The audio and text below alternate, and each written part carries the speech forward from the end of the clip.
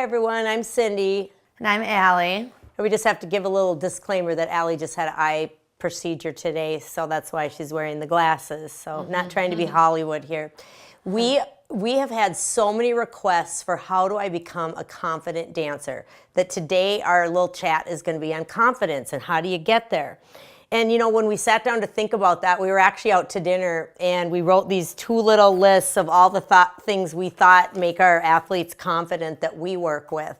So we'll just talk about several of them. But so our job is going to be to help you become the best version of yourself with some of our tips. And that's what you got to be thinking about all the time is how can you become the best version of yourself? And to get to a high level in anything, whatever job it is, confidence is what's going to carry you there. The person that's more confident in their ability and more confident in what they're doing. But how do you get confident? I mean, there's just so many things to think about. If you know you have a lot of potential, and most people do, everybody does. And to reach that potential, you got to think about the choices that you make are going to affect your confidence. Here's some example of some choices. Is how hard you work at practice. Well, that definitely will affect your confidence. If you're there every day, you're working as hard as you can. When you go home, you feel pretty good about yourself. Even if you haven't achieved what you're trying to achieve, you at least know that you went down trying, So think about that your choice of how hard you work really affects your confidence. And I feel like I tend to see a lot of kids, your top level dancers, I should say. Yes, sometimes it's just on talent, but there is a lot of times where it's hard work, and then you see a lot of jealousy of those people. And a lot of times you just kind of want to go, if you'd work as hard as they do, you would probably be at that level and feel that confidence. The other choices are if you're going to show up. Like I'll have coaches say to me a lot, what do you do if kids are not on time? What do you do if your kids don't show up? And I'm like, my kids show up, I feel they do. So that might be a culture problem on your team. But you have to ask yourself, if you're not showing up, why are you doing it? So that choice of showing up and being at every practice, I've had some situations at the studio where kids maybe didn't show up for a class and then they came to the performance and they don't even know where they're going, and you can't feel very confident about that. So showing up is really important too, and giving it your all. So the other choices that really affect your confidence are some of the choices you make outside of practice. Maybe in school, about being a good student. You feel so proud of yourself if you're working hard. If you're not working hard, and I'm not saying getting straight A's, I wasn't a straight A kid. I was more a social kid, but I put an effort in, and showing up to school is important. Showing up to school. I never skipped school or whatever. So that affects how you feel about yourself, and it will affect your confidence. Now I want you to think about that it's a process. I think back to different people I have mentored over my long years of coaching, and I think of my camp staff that I have in the summers and how I watch them grow and evolve into confident people. Even looking at people their first year compared to their 10th year of being on camp staff, oh my gosh, is it different. And somebody comes to mind to me, her name's KP, and she now is the one that runs the Super Bowl halftimes, and she works on the Emmys and the Oscars and the music awards and Billboard, all this stuff. And her first camp, she was my roommate. We drove to Iowa, to Storm Lake, Iowa, to be on a camp together. And I remember her being just so scared to teach at her first camp. And she actually cried. She forgot something she needed. And, it's a process. You'll get there. Nobody would ever see that looking at her now. She's the most confident person you'd ever want to know. I know one time I called her cell phone and she goes, just a second, I got to take this call. And she comes back, it was Donald Trump. I'm like, what?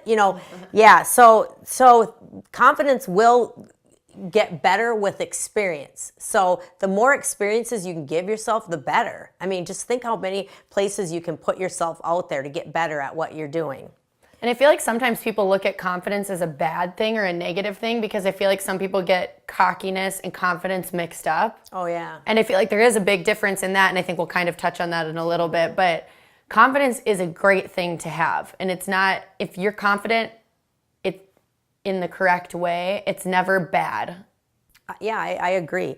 And sometimes I look at myself in a leadership role, or you may be in a role where you're not quite sure what to do in a certain situation. that's when you ask for help. You know, those TV shows where you have one lifeline, or you can ask a friend. You can always ask a friend now. You can ask a friend for help. How did you get good at this? How did you do that? Go to people that are better at stuff. Certain things you might be better at and you might be helping them, but other things they might be better at and they can help you. I always call it spread the love on our team. You know, if somebody's better at something, that should be the person that's mentoring others. So, and I also feel like if you feel like, oh, I could never do that, that kind of shows like, okay, maybe I need to work on my confidence a little bit, because once you are a confident person, I feel like asking other people for help is not a big deal. But if you do still have those insecurities, you don't want to ask for help because you don't want to look weak. Oh, yeah, you know I what see I mean? that. Yeah, where I you're feel right. like you have to. It's like you need the help, but you need the confidence to ask for help. You know, And that's so true. That is so true. Like, I would reach out for anything right now, and sometimes I drive you crazy. You'll be like, "What?" Yeah. Just don't worry about asking for help. And that's that inner dialogue that's going on with you all the time. And that's something to really think about. If you can read any books on your inner dialogue and ways to talk to yourself, we're more mean to ourselves than we are to anyone else. We treat ourselves worse than we would treat anyone else. And you constantly have to be giving yourself positive feedback inside. Make a list of stuff that you have been successful at. Like each day at practice, I jumped higher today. I spotted better today. I did this better today. And keep a list in your journal. Journaling's great, and see how far you've come, because you will forget. and I also feel like on that topic, just this day and age with social media and the way it is, I feel like social media is a huge problem with confidence in younger people right now and older people. Like we were just talking about that this morning, that it does affect your mindset on everything. How many likes did I get? Yeah, but I feel like in general, just it's in your face all the time. All these people that have tons of friends and are going on tons of vacations, and you just see way too much about other people right now that it affects your confidence, and that inner talk isn't happening because you're too busy looking at what everybody else is doing. Sometimes if you could shut that all out and just focus on you, it would really be a great thing. I know, just to talk about the social media thing with our team, we always have a summer party, and they used to be so fun, and we'd have so much fun, and all of a sudden for a couple years they were not fun. Nobody was swimming in the lake, nobody was hot tubbing, nobody was doing all this stuff, and all of a sudden we went, it's because they have to post pictures and they have to look cute.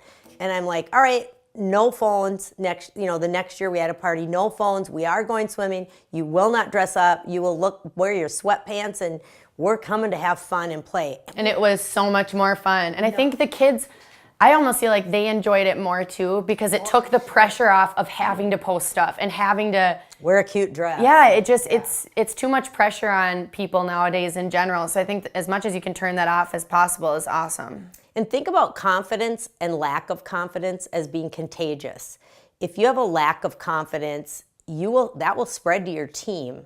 Like, say it's on a competition day especially, that lack of confidence, it will spread like wildfire. And confidence also spreads like wildfire. If you have a coach that's not confident on a competition day, ooh, look out, baby, because you'll feel that.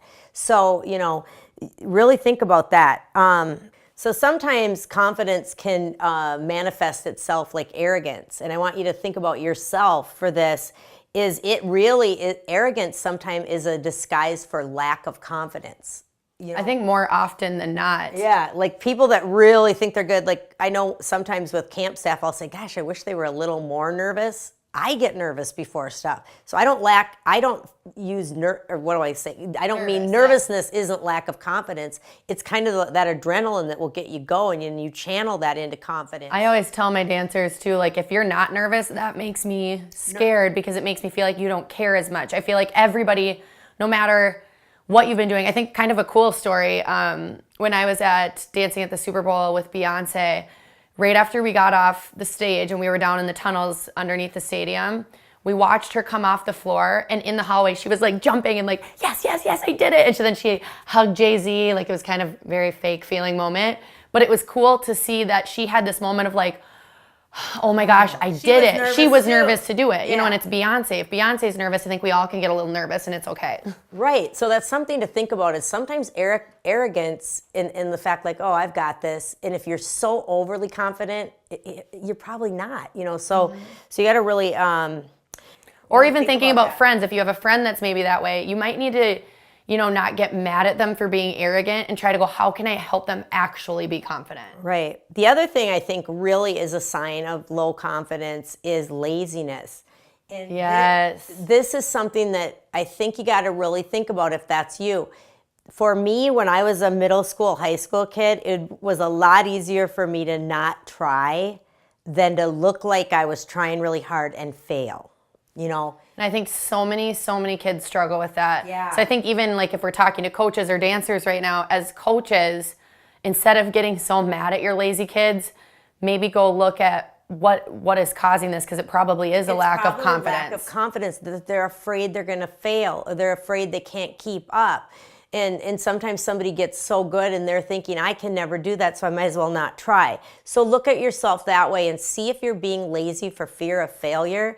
Or lack of care, acting like you don't really care that much if you don't do well. Most likely everybody cares if they do well. I really feel everyone wants to be good. And that's the one thing that I tell, a lot of people that I mentor is fail harder. If you're going to do it, go out there and make it a big one. And let me tell you, I could list my failures and it's a long list.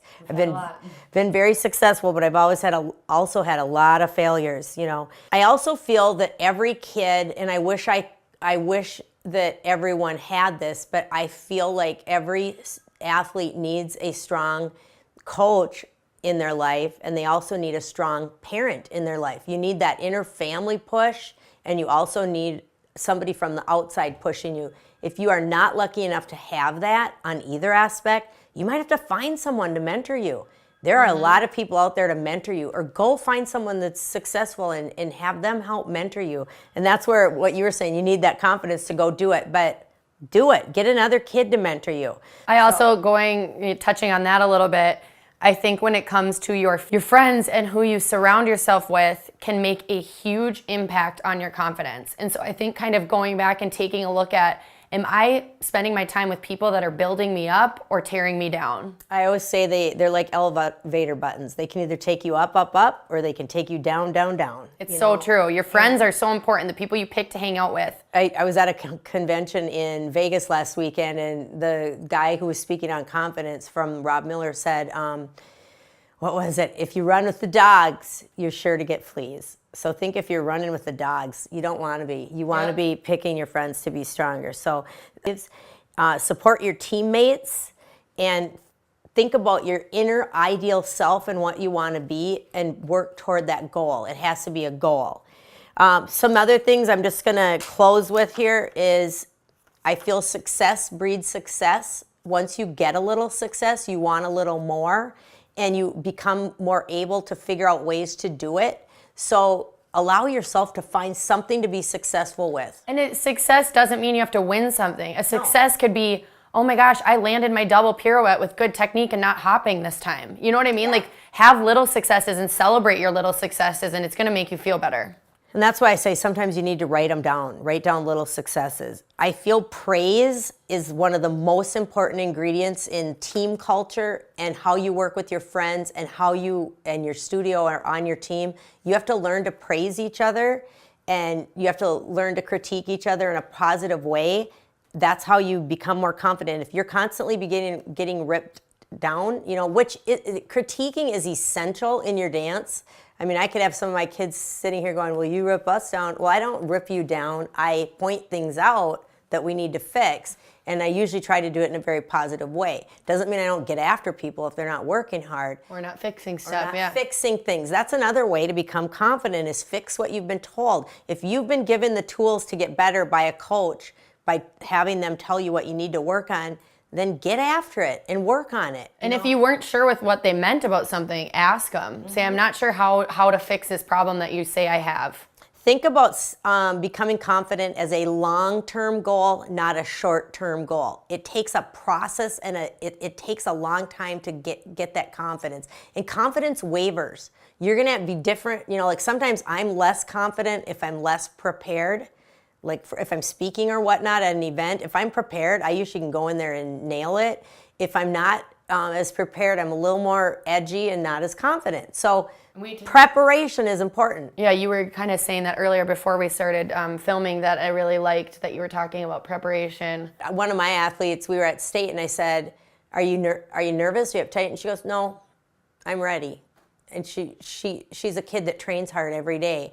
So I think that yeah, you have that adrenaline. You're nervous in that other way. But if you know you've done everything you can do, you're going to be more ready for that. To feel better to go out on the floor or whatever you may be doing. And maybe create some pressure situations for yourself. Say you're doing a solo. I wouldn't do it for the first time in front of the audience. I would do it in front of your classmates a few times, in front of your family in the living room, maybe be in a school talent show before you go to the competition.